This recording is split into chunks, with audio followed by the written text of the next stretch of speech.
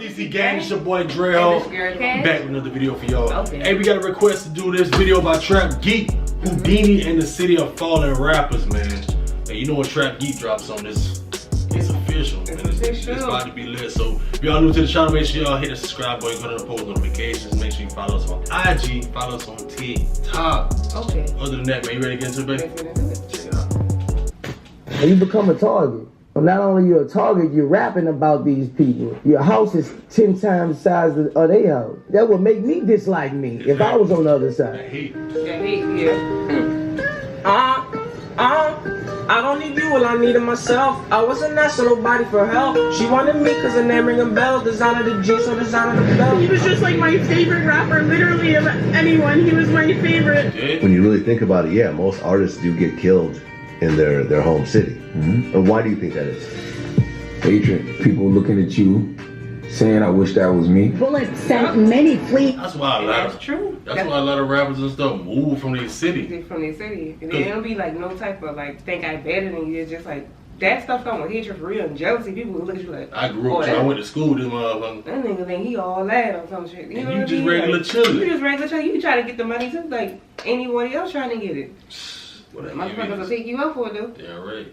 Hatred. People looking at you, saying, "I wish that was me." Bullets sent many fleeing for their lives here on this stretch. Now, the 21-year-old has been identified as a popular Toronto rapper. All right, we got to talk about the Houdini story, right? The jealousy and hatred rappers got to deal with in their own home city is terrible. And that's a fact in every state in America. But one of the most violent cities right now for up-and-coming rappers to make it out of is Toronto. And people don't realize this. There's a reason Toronto's becoming one of the most surveyed cities in North America. It's looking like Beijing. They're getting cameras everywhere. That nigga say it's looking like Beijing. And when you think of it though, when you hit Toronto, I guess it's gonna be from the States, you don't really think of it being crazy like that. But it really is, and they really got this shit going on down there. They really got some shit going on for real. Damn boy, oh boy, wow. One of the most surveyed cities in North America. It's looking like Beijing. They're getting cameras everywhere. Only Atlanta, Chicago, and DC got more surveillance per person. And that's because of the ongoing gang war that's been escalating for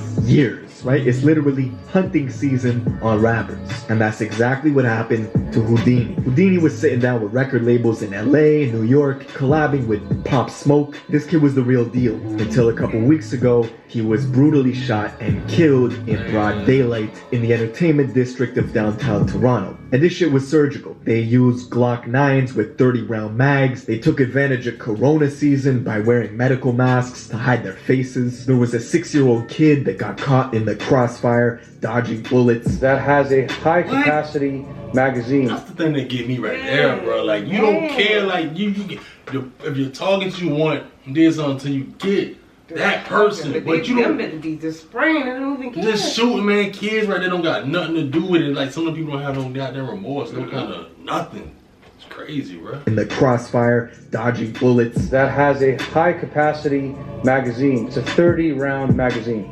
And as this unfolds, I want you to pay attention to the little boy that ducks into the vestibule here. The whole thing was nuts, right? And the city is shook right now. Now we're gonna get into all this, but before we do, my song of the day today is none other than Houdini himself. Let's go. In order to understand this story, we gotta focus on one hood in particular in Toronto called Driftwood, or Northside Jane and Finch. And this is where Houdini's from. Now they're by far the most influential in terms of music in the city, but they're also a notorious Crip faction, right? They beef with pretty much everybody in the city. To the south of them, the south side of Jane and Finch, they bang Blood, and that's their direct rival. The lowest income neighborhood in the city called Regent also has tension with Driftwood, stemming from rap beefs and rap killings. And another area called Rexdale has been Driftwood's rival for damn near a decade now. So they beef with everybody. Now in 2015, Driftwood kids kinda instilled the Chirac music vibe up in the north, in Canada. They were putting disses to rivals in their tracks and talking about the stuff they were doing in the streets in their lyrics. If you diss my niggas, then you know we pulling triggers late nights with them killers, we kidnapping drug dealers. Now that song is Robin Banks featuring Pressa. That nigga say they kidnapping drug dealers, bro. I never heard that like that before. Dissing on my niggas, squeezing triggers, man. We kidnapping drug dealers. Now that song is Robin Banks featuring Pressa. Pressa is one of the few who actually crossed over to the mainstream American scene, and he's actually living in Cali right now in a nice mansion. His rap career popped off for him, but before all that, he was involved in a case where he allegedly kidnapped 2 drug dealers, moving them around from location to location, holding them for ransom, until eventually forcing them to give each other head in front of everybody. 2 dudes. What? That's crazy. You heard Trap. 2 dudes. What? Come on, man. Boy, you just go ahead. Just go ahead and take me out. Man, go ahead and kill me. Boy, you ain't gonna be forced. Come on, man. I ain't even laughing. God damn. Bro, I'm just thinking though. Go ahead. Like you gonna force 2 dudes. That's like me and you don't know each other. I don't know if they know each other, but they got both together. They make you both of the same sex give each other head. How you gonna do that? Like, just go ahead and take me. Go ahead, cause I'm just the embarrassment and the respect and the dignity, all that out the window. Out the window, like, bruh. Forcing them to give each other head in front of everybody. 2 dudes. That's crazy. Now, Pressa was later cleared of those charges and granted the court's permission to go on tour with Drake out in England. And another rapper got 6 years in Pressa's place for the charge. Now, Pressa's partner, Robin Banks, who was in that track that I just showed, he was practically the pioneer for the scene, right? He had the torch early on from 2015, and he kind of started this organic hood label in Driftwood, where he was putting on all the rappers from his area. Robin Banks started getting millions of views, caught the attention of Meek Mill, who really rocked with the movement. Meek Mill and Robin Banks were sending paperwork back and forth. He was about to sign a deal with the Dream Chasers, and to celebrate, he was having a party at a hookah lounge called Cameo, where unfortunately his ops found out about it, infiltrated the party, and shot him up 9 times, leaving him in critical condition. Just as this man was about to cross over to the US scene, they orchestrated that hit on him. Now thankfully, Robin Banks is alive, but he's paralyzed from the neck down. And his ops were super disrespectful, posting memes of him in a wheelchair and stuff. Now he's still doing his thing, releasing tracks and of course, pushing the rappers from Driftwood on his label. But the rivals going after Robin Banks like that really escalated the violence in the city. And it made it kind of a trophy for people to target rappers. This was like the first high-profile assassination attempt on a rapper who was about to cross over. Now the next year, the most influential artist out of the country was Smoke Dogg. Now I'm not from Toronto, you don't gotta be from Toronto to know Smoke Dogg. He was getting co-signed by Drake, doing shows in the UK and the US, and he's from the place called Regent Park. Now this is pretty much the trenches, right? It's the lowest income community in the whole city, but it's not very close to Driftwood, and because of that, they didn't really have too much tension back and forth until one summer night at a club in 2018, Smoke Dogg got into a heated argument with a Driftwood rapper by the name of 21 Neat, and this shit escalated quickly, right? They stepped outside where 21 Neat shot and killed Smoke Dogg and his manager. Probably one of the most gruesome after-death videos I've seen of a rapper, right? People were filming him, and Smoke Dogg's brain matter was like leaking on the road. It was a wild scene. Now this pretty much gave Regent the green light to go after Driftwood as retaliation. And this created a whole bunch of new problems in the city where 2 neighborhoods that otherwise didn't have too much tension now had maximum levels of tension. And Driftwood didn't really care, like they were welcoming all smoke. Now the Toronto police didn't arrest the rapper 21 Neat for quite some time. They couldn't find him. There were even rumors that he escaped to Somalia, but he eventually got found out all the way out in the west coast of the country near Vancouver, where he was extradited back to Toronto to stand trial for the murder of Smoke Dogg. Now this is when the story gets wild, because 21 Neat has a brother who goes by the name of 22 Neat, right? They're both from Driftwood, they're from the same block as Pressa, Robin Banks, they're all homies, which is why it was weird when everyone found out 5 months ago in December of 2019, 22 Neat killed his own homie and fellow rapper on their label named YS.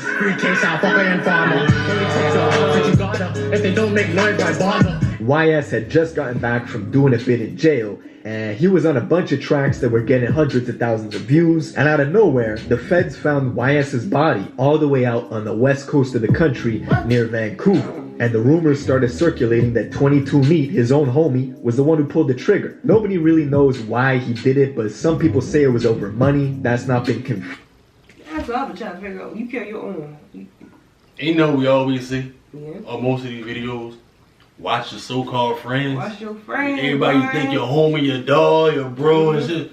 Them be the main ones, dog. Trying to plot against you. Plotting against you because they know more about you than exactly. the regular person. You move, how they you know move, what you doing, what you done did. Exactly. Man. And like you about to say, over probably money or something. Damn. Figure. Nobody really knows why he did it, but some people say it was over money. That's not been confirmed. Anyways, 22 Neat knew there would be repercussions, so he fled to a place called Calgary, Alberta. But he didn't last long. They actually found him dead 2 days later, as revenge for what he did to the homie YS. Now at this point, the city's in crisis, and Driftwood was putting out all this talent, but this horrific stuff kept happening. Here we have this large pyramidal structure, and the witnesses, they can't believe. Yeah, 30-30. The next to pop out of the city was this rap duo formed by two brothers from Driftwood known as the Talib Twins. They had this track with 5 million views that was scorching hot in the city and in the US as well, before one of the twins eventually got locked up. So the other twin decided to keep the momentum going and kept releasing these fire tracks under the name the Talib Twin. In February of 2020, the Talib Twin was at a condo party on the 32nd floor of an Airbnb rental when two of his ops infiltrated the party and started opening fire. The Talib Twin fired back and managed to kill both of them before he himself died at the scene. And there's a bunch of speculation as to what happened. I mean, you can't make this shit up, right? Like, some people say he tripped and shot himself, but the feds believe he went into another room in the condo and just ended his own life. Like, the story's crazy, and the thing with Driftwood, why would he do that? Go in his own life. Then they said something. He might have tripped and fallen and shot himself. But why would he want to end his own life? Why would he want to end his own life if they just ran in there and tried to kill him, right? Right. And he killed them. Yeah. So he would just let them kill him if he wanted to end his own life. Right. Y'all let us know if y'all know some more about that in the comment section. Yeah. Condo and just ended his own life. Like, the story's crazy, and the thing with Driftwood and the politics in the city is they beef with so many places that sometimes it's hard to say who is responsible for targeting them. They got a lot of enemies. And then of course, at the end of May, the single biggest name out of Toronto who's not Drake or Tory Lanez or The Weeknd was the rapper Houdini. Now, as I said in my intro, this is a kid who is sitting down with record labels in New York and Los Angeles. He was gonna go places. But unfortunately, as the trend is in the city, Houdini was in the entertainment district of Toronto late in the afternoon. And little did he know, there was a Volkswagen Tiguan that was lying in wait on the east side of a street called Blue Jays Way, which is right where he had to go by. They were waiting for a long time, over 40 minutes. And Houdini was with a 15-year-old boy at the time, and they were making their way down the street. And once they got in range of the Volkswagen, a lone shooter got out of the vehicle and started unloading a bunch of clips in Houdini's direction. There was this little kid who was caught in the crossfire, as well as a family. Like, this whole thing is on CCTV footage, right? It's heart-wrenching. And they unloaded a bunch of clips into Houdini, who got hit and kept running, right? Adrenaline, even if you get wounded mortally, you could still run because you got adrenaline. So he was running with a bunch of bullets in his body and then eventually collapsed and died. And the 15-year-old kid who was with Houdini was also strapped, and he was trying to get off shots back at the assailants, and then his gun jammed, right, which he got rid of in an alleyway and ran away. Now, Meek Mill, Tory Lanez, and a whole bunch of others took to social media to express their condolences as soon as this happened, and you could see just how much the industry was rocking with Houdini. Like, this was a kid who was about to make it. But just look at Toronto. The city is in shambles right now. Like, the retaliation killings have already been ordered. Houdini's own memorial got shot up in this ridiculous video you can see on YouTube. It's like this drive-by style video where out of the darkness, this car pulls up, starts opening fire into a crowd. The whole crowd is strapped up, so they immediately start firing back. But this shit is nuts. I know this happens in the States, it's nothing new, but I'm coining Toronto the city of the fallen rappers because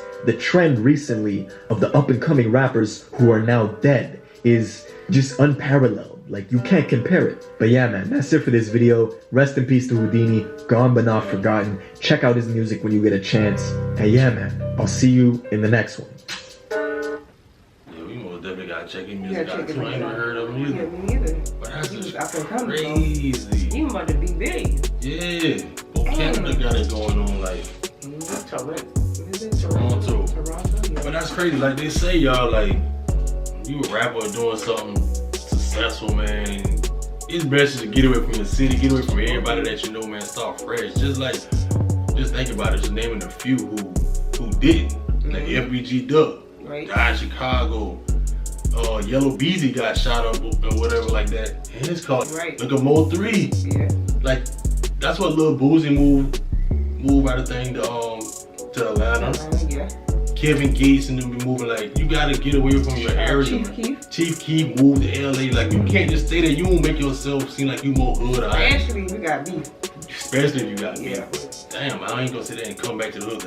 I'm from here. Gonna have that money and go to the hood and shit. Like, well, I'm trying to prove them niggas hungry. Yeah. They got what I got what they want. They think I owe it to them. I don't, man. Hey, DC Gang, man, do us a favor, smash a like on this video. Drop some comments down below how y'all feel about that Houdini and the City of Fallen Soldiers. I say Fallen Soldiers, City of Fallen Rappers. Like we say, follow us on Instagram, TikTok, man. Drop some comments too. Let us know what y'all want to see from us, man. I go in there, DreadHawk. And I can give you Cash. Catch you on the next one. Catch you on the next one.